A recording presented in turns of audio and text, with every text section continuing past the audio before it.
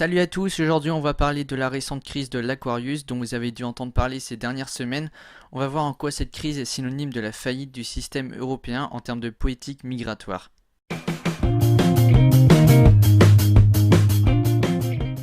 L'Aquarius, c'est un bateau de sauvetage affrété par l'ONG européenne SOS Méditerranée qui patrouille au large des côtes libyennes pour venir en aide aux bateaux de migrants qui sont en difficulté et n'atteindront pas par eux-mêmes les côtes européennes sans aide.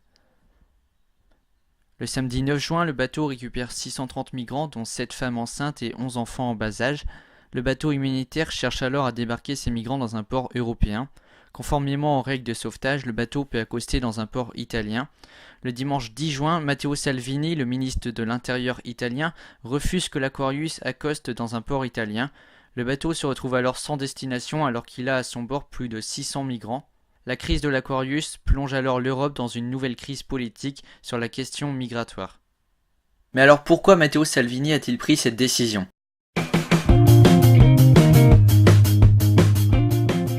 Pour comprendre cette décision, il faut savoir que l'Italie ainsi que la Grèce, Malte ou Chypre sont des pays de premier accueil, des pays d'entrée. Un pays de premier accueil est un pays où les migrants débarquent lorsqu'ils arrivent en Europe après avoir traversé la Méditerranée.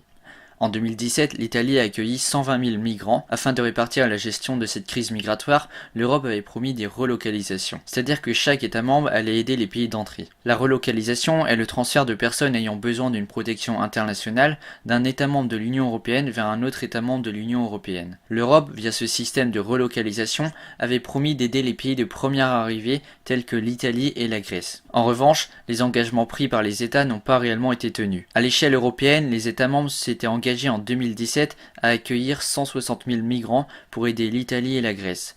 En réalité, seulement 27 695 migrants ont pu être relocalisés dans un autre État membre. C'est donc ce manque de solidarité entre les États européens qui a poussé l'Italie à refuser d'accueillir l'Aquarius. Il y a donc une certaine faillite de la politique migratoire européenne. Il faudrait donc que l'Europe se partage réellement la tâche en termes d'accueil des migrants afin de ne pas laisser les pays de premier accueil gérer la situation seuls. C'est suite à cette crise que le président de la Commission européenne a donné rendez-vous aux 28 États membres le 28 et 29 juin dernier à Bruxelles afin de trouver un accord commun. L'objectif principal affiché par les 28 États membres lors de ce sommet était donc de mieux protéger les frontières du bloc européen et de renforcer les règles d'accueil. Ce sommet a donc permis aux 28 États de s'entendre sur la création de centres d'accueil contrôlés sur la base du volontariat.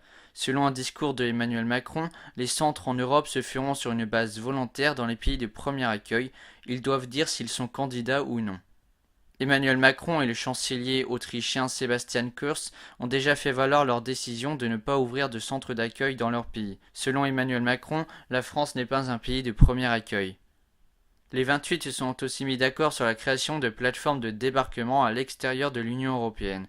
Ces centres pourraient notamment se situer dans les pays d'Afrique du Nord. Le Maroc, l'Albanie et la Tunisie ont déjà fait part de leur désaccord en ce qui concerne ces centres à l'extérieur de l'Union européenne.